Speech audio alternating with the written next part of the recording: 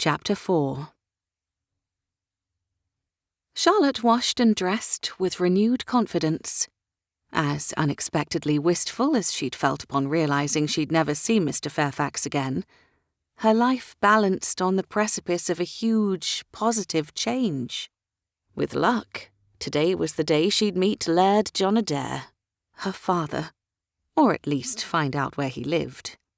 She fastened her jewelled earrings to her ears, then concealed the matching necklace in one of the pouches strapped beneath her bound breasts. The bandages had always been the most important part of her wardrobe. Years ago, she'd started hiding her curves to disguise her resemblance to her mother, but the tight band of linen had quickly become a convenient place to hide objects of value she didn't wish to be stolen, particularly along the weather-beaten cobblestone alley where she had grown up, or on the crowded mail coach she'd taken to leave London forever. Here in Scotland, however, wearing the rubies was a necessary risk.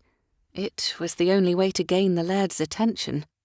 Because he'd left before she was born, Charlotte wouldn't be able to recognise her father even if they ran into each other on the street. He and his relatives, on the other hand, would immediately recognise the family jewels. The rubies were the key to success.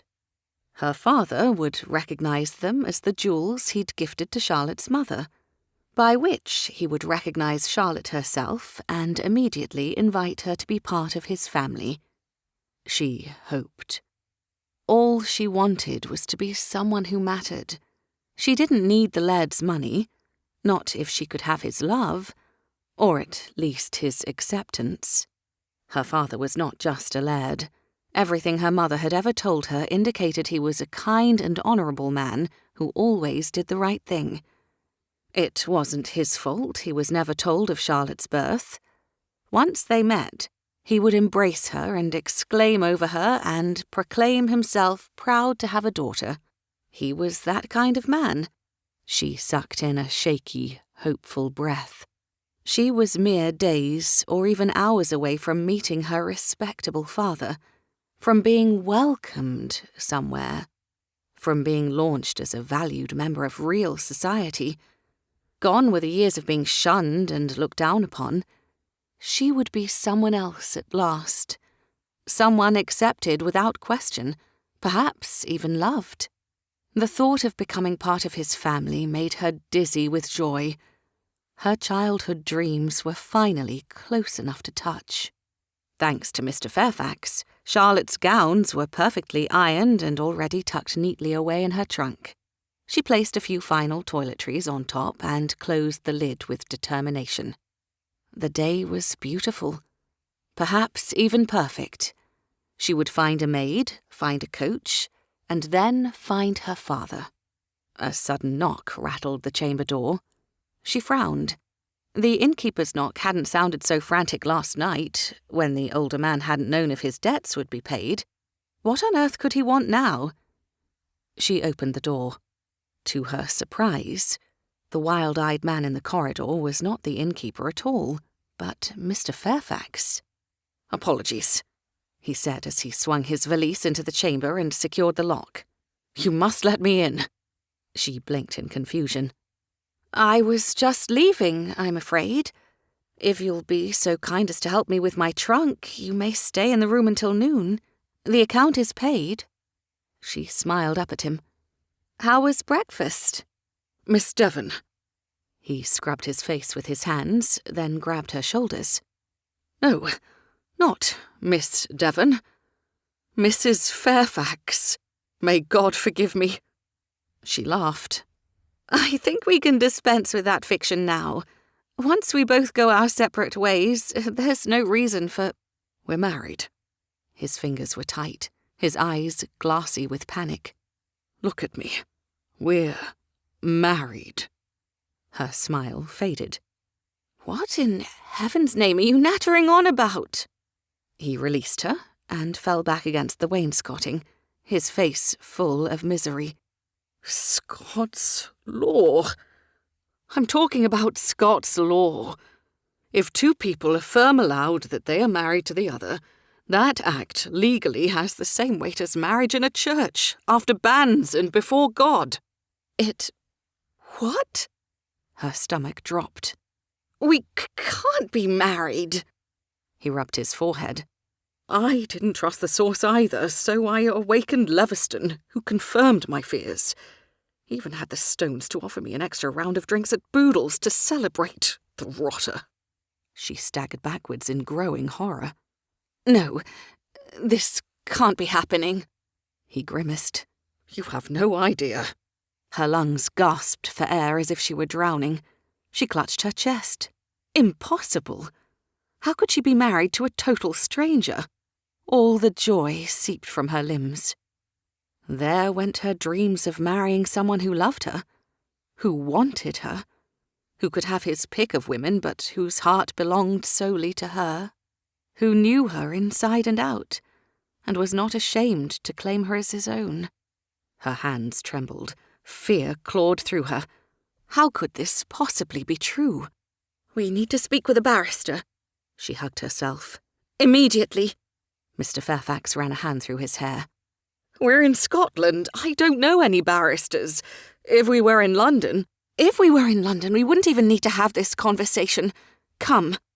She motioned him out of her chambers and into the corridor, then turned to lock the door behind him. I do know a barrister. I met his wife earlier this week. Mrs. Oldfield had been asking the ladies in the common salon whether they thought book clubs or sewing circles to be more prestigious. Charlotte had declined to opine on the more meritorious, and instead offered suggestions on how to improve attendance and engage interest with either style. Mrs. Oldfield proclaimed Charlotte the most level-headed young woman of her acquaintance, and had invited her to tea that very afternoon, as if Charlotte were an actual lady of equal standing. And now, Charlotte would have to confess to Mrs. Oldfield's husband that she'd accidentally handfasted herself to a perfect stranger. Mortification heated Charlotte's cheeks. Shoulders tight, she turned and strode toward the stairs. When she and Mr. Fairfax reached the common area, neither of the Oldfields were present. Charlotte had the innkeeper send a footman with a note requesting an audience with Mr. Oldfield, then settled down to wait at a small table with Mr. Fairfax. She clasped her hands to hide their tremble. Up until today, the inn's common salon had been home to some of Charlotte's best memories in recent history. The further she journeyed from London, the less likely other travellers were to guess she wasn't the respectable miss she pretended to be. For almost a week, she had spent delightful afternoons in this very room, chatting with the other women over tea and developing a small reputation as a fine sounding board for ladies seeking advice. And now, the only advice that mattered was whatever Mr. Oldfield suggested to get them out of this dreadful pickle. Charlotte hadn't intended ever to see Mr. Fairfax again, much less marry him. As soon as they undid the damage, the better. His green eyes were beseeching. Miss Devon, when I claimed we were married, I was only trying to help. A crowd had formed, and making them believe there was nothing remarkable to see was the fastest way to disperse them. I know why you did it. She twisted her earring nervously. I thought the same thing you did. It's why I went along. I never thought it would mean. Mr. Fairfax blew out a slow breath. Charlotte closed her eyes. Of course he hadn't thought a meaningless lie would legally betroth him to a total stranger. What reasonable person would? She opened her eyes. This was a disaster. Married. No worse farce could have befallen them. Who was this man? Would he want her? Certainly not once he knew the truth. And then what would that leave them? Listen. Mr. Fairfax hesitated, then took her hands in his. The situation is more complicated than you know. More complicated than us being married? She said bleakly. God save them both. Vastly. His visage was pale. It's one thing to be penniless. She swallowed the sour taste in her throat. Penniless. The thought terrified her. As her mother's youth and beauty had dried up, and as Charlotte's resolve not to follow in her footsteps had grown, Their once comfortable home had become old and shabby, but they had never been penniless. The townhouse was paid for, and her mother had saved enough in Campbell and Coots to ensure she and her daughter would at least have bread and firewood for the rest of her life. But it hadn't come to that. Her mother's days of fireworks and theatre might be long gone, but Charlotte had never lacked for food and clothing. The house might be worn at the edges, but Charlotte had always been presentable. It hadn't been enough, of course. Even if she were wearing her nicest gown, every nose turned up whenever she walked by. Somehow, people knew she wasn't good enough. On good days, they wouldn't belittle her into tears. On bad days, well, she certainly knew what it was like to have doors slammed in her face. The world was huge, but mostly consisted of places a whore's bastard daughter was not allowed to go. Yet she'd never been beggared. "It's one thing to be penniless," Mr. Fairfax repeated, appearing to gather strength. "But my situation is significantly worse. An improbable run of poor fortune struck me at the gaming tables, and I now owe £2,000 I cannot begin to repay." Horror filled her. £2,000? An unattainable sum. They were ruined before they'd even begun. Worse, if Mr. Fairfax could not fulfill his debts of honour, he was no gentleman at all. She yanked her hands from his and took a step backwards. Their union had done the impossible and made her status even worse. Ruined. Her dreams of marrying into a respectable family gone forever. A husband she didn't want. Debts she could not afford. He'd wrecked both their lives. "You can have your winnings back," she said, her voice bleak. To her, last night's windfall of £200 had been a staggering sum to win at the gaming tables. For him to owe 10 times as much money? How many games must he have lost? £2,000. I'm afraid I don't have that kind of resources. "I know you don't," he said, his tone earnest. "I wouldn't ask it of you even if you did, nor do I want your purse or anything else of yours." "You should take last night's winnings," she said with a sigh. She hadn't expected to play, much less win that much. She should have stayed focused on finding her father. "That £200 would have been yours if you hadn't let me back in the game." "I cannot." Mr. Fairfax ran a hand through his hair and took a deep breath. "My debts are mine, not yours." "If this marriage stands, the debts will be ours. At least take your own purse," she insisted, still unable to believe this was happening. "I won't be able to use it without feeling as though every penny I spend is consigning you to prison." "Fine, but keep your own purse. It doesn't belong to me." A shadow fell across the table. "Good morning, Mr. Oldfield," Charlotte said warmly. "Please take a seat. This gentleman and I have a quick legal concern we'd like to talk over with you." "A legal concern, is it?" The barrister took the seat opposite Charlotte. "In that case, I shall have to charge for my professional advice. £10 should do." "10—" Mr. Fairfax choked, his face empurpling. No doubt he considered the loss of each pound note would only dig his grave ever deeper. "Here." She peeled the notes from her own purse and slid them across the table. No matter what fee the barrister charged, they had to understand their predicament, and how to stop it. Mr. Oldfield pocketed the banknotes. "Very well, then. How may I help you?" "Are you familiar with Scots law?" Mr. Fairfax asked. "Specifically, the laws governing irregular marriages?" Mr. Oldfield's startled gaze flew from Mr. Fairfax's one countenance to Charlotte's. "Oh, dear." She nodded. "I'm afraid so. Please tell me it isn't so." The barrister leaned forward. "What precisely has happened? Tell me the exact wording you used." Mr. Fairfax grimaced. "I repeatedly said, I am her husband. in front of about a dozen witnesses. Mr. Oldfield raised his brows toward Charlotte. And I said I am his wife, in front of the same witnesses. It had seemed so clever at the time. A tiny lie so forgettable she'd given it no further thought once she was back in her guest chamber. A lie poised to ruin her life. In that case, the barrister leaned back in his seat, I'm afraid you've made a binding contract. You are indeed married. What? Charlotte's blood ran cold. It couldn't be. Mr. Fairfax looked as if he might swoon right out of his chair. How? Why? The barrister folded his hands. That section of Scots law was enacted to protect innocents from those who would take advantage of them. Scotland has many remote villages without means for a traditional marriage, a perfect breeding ground for unscrupulous curs like to prey on girls by assuring naive maidens they'll be properly wed at the first opportunity, only to disappear from town as soon as they've divested her of her purity. It's a law to protect women. Charlotte gritted her teeth at the irony.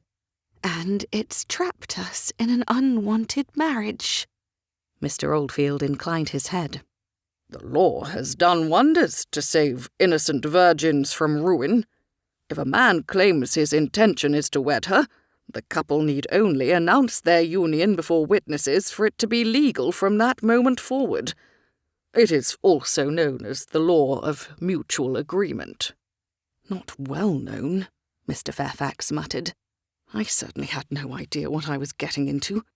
Is there nothing that can be done? Charlotte asked the barrister. Can we not simply pretend it never occurred, by mutual agreement? Mr. Oldfield frowned. The two of you are technically and legally married.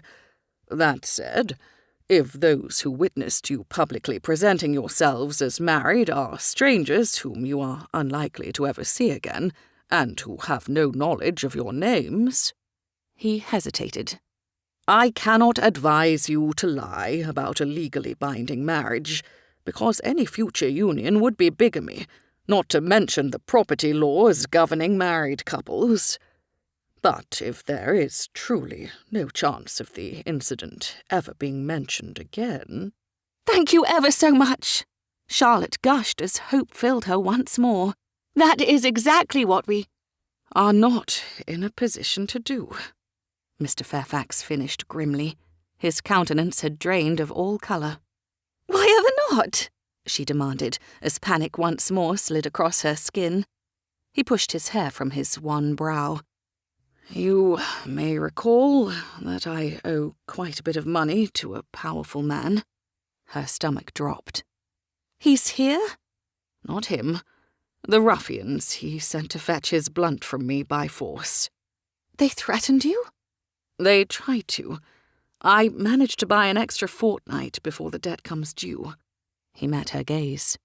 But they witnessed our ill-fated announcement. It's ironclad.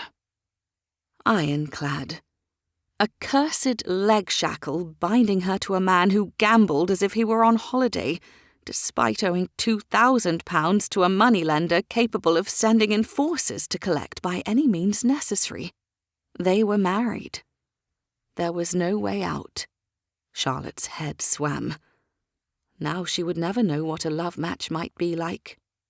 That fantasy wasn't the only thing to be ripped away. She'd also been robbed of free will by the overly helpful Scots law. Marriage was to be one of the few facets in her life where she might have been able to decide something for herself. Gone. Now she would be the property of a stranger. This stranger. Blind with panic, she shut her eyes and tried to breathe. In through the nose, out through the mouth. Her calming ritual could not change facts, but it always helped her to think. There must be a silver lining. Mr. Fairfax cleared his throat. The real problem is— She fought to keep hold of her serenity. None of what you've already said is a problem? The bigger problem," he conceded with a wince, "is that, legally, what's yours is now mine, and what's mine can legally be seized to pay my debts, such as your jewellery." She froze, then touched one of her ruby earrings with trembling fingers. "No." "I'm afraid so." The barrister gave her a kindly expression. "The law of coverture states that a husband and wife are, legally speaking, one person, consolidated under the husband. Mr. Fairfax cannot give your jewels and money back because you can no longer own anything separate from him. I'm afraid he's right. If Mr. Fairfax is forced to surrender all valuable objects in his possession to pay a debt, your jewellery is now his jewellery, and therefore subject to surrender." "No," she gasped, touching her jewels with trembling fingers. "These are all I have." Mr. Fairfax nodded, his expression serious. "We can't let that happen." "Not ever." Her throat grew thick with fear. "What do we do?" "I've bought us a fortnight. At that point, I have to pay up or go to debtor's prison. But that's my kettle of fish. In the meantime, we'll extricate you from the web. Your possessions will be your own." No, they wouldn't. Mr. Oldfield had just said it was impossible. She tucked her arms about her chest. "How?" Mr. Fairfax took a deep breath. "However you like. Do you want a divorce? I'll give you any grounds you choose. Accuse me of infertility, infidelity, impotence, disruptive snoring. Whatever you please, I will not contest it. We can start the process today. You'll be rid of this nightmare forever." Would she? Charlotte stared back at him in silence. Her head ached. She hadn't even broken her fast and was already not only married, but considering divorce. She turned to Mr. Oldfield. "Can you help us?" "With a full parliamentary divorce?" The barrister's expression was sceptical. "Do you have the time and money required to achieve one?" "I don't have any money." She gestured toward Mr. Fairfax. "It all belongs to him now." He took her hands. "I promise you, if I cannot raise enough blunt to keep me from debtor's prison, I will spend every penny we do have on getting us a clean divorce so that you aren't bound to me in any shape or form. Claim any grounds you choose. Note that the proceedings are both expensive and public," Mr. Oldfield put in. "Only a few cases are tried because it can take 2 years to pass a private bill of divorcement before Parliament and receive full ecclesiastical dissolution. Even if Mr. Fairfax accepts all blame in a criminal conversion adultery case, you will both become social pariahs from that day forward." Charlotte slid her hands from Anthony's and buried her face in her palms. Had she not thought just a few moments ago that marriage to a gambler who did not fulfill his debts of honour would sink her status to new depths? Divorce would be even worse. She wouldn't just lose what little social standing she might have. She would be unmarriageable, even more so than she was now. Once the divorce was final, no respectable man would want her. Most churches wouldn't even perform a wedding ceremony if the bride was a divorcee. No friends, no husband, no future. No. She gazed back at Anthony bleakly. Divorce leaves me in an even worse position than marriage to you. He flinched as her blade struck true. I feared that was the case. Nonetheless, I had to offer. You should have some choice in the matter, as much as either of us do. It's not entirely your fault, she admitted. His debts were his doing, but the lies to save her reputation. I went along with the play acting. It doesn't matter. We might share the blame for our inadvertent marriage, but my dire straits are not your burden to bear. There has to be... His face lit. How about an annulment? Much easier than a divorce, and none of the stigma. If you're worried about the possibility of a future church marriage, I know of no cases where an annulment prevented a bride from— My reputation would still be permanently ruined, she pointed out dully. We shared a bedchamber after claiming we were married. Last night, it was an innocent lark that I fully intended to deny in the future, should the question ever arise. But an annulment would make an official public record. Then you're stuck with me? He asked quietly. We're stuck with each other, I suppose. For the next fortnight. Slowly, deliberately, she calmed her racing pulse. There was time to think. They were in this together for a fortnight at least. She turned to the barrister. We do have grounds for an annulment, correct? Mr. Oldfield lifted his palm. Again, I cannot advise you to swear to untruths before Parliament, but I will mention that full ecclesiastical annulment can be granted on the basis of adultery, consanguinity, insanity at the time of marriage, or non-consummation due to impotence. Insanity seems about right, she muttered. Should we acquire separate accommodation? Would that help us prove non-consummation if necessary? He shook his head. Annulments have been granted to couples who have been married for months. In your case, it's only overnight. The point of contention isn't whether you and your husband sleep in the same bed. It's whether he was capable of performing the consummation act. She turned to Mr. Fairfax. In that case, our funds would be far better spent buying your debts back and keeping you out of jail. Exactly. With luck, we won't need to worry about pursuing parliamentary intervention. Until then, we'll share a bedchamber, but that's all we're sharing. He frowned. I've no intention of exercising marital rights. Until I'm no longer bound for jail, my only desire is to buy back my debts. I don't just mean consummation. Charlotte's cheeks flushed. I mean no physical relations at all, not even a kiss. Until we know whether we'll still be wed a fortnight from now, we should endeavour to remain strangers. Not friends, even temporarily? Mr. Fairfax raised a wry brow. I cannot blame you. Even once you're granted an annulment, I will have done nothing to enrich your life. Friends, then, she said, although she suspected opening her heart even a sliver could only lead to heartbreak. For the next fortnight. After all, if they did manage to extract him from his gambling debts, what if they could make their marriage work? The barrister rose from his seat. You have plenty to discuss, so I shall leave you to determine your fates. Feel free to contact me if I may be of further service. I shall hold this conversation in the utmost privacy. Thank you, Charlotte said fervently. Your concern for privacy in this matter is very much appreciated.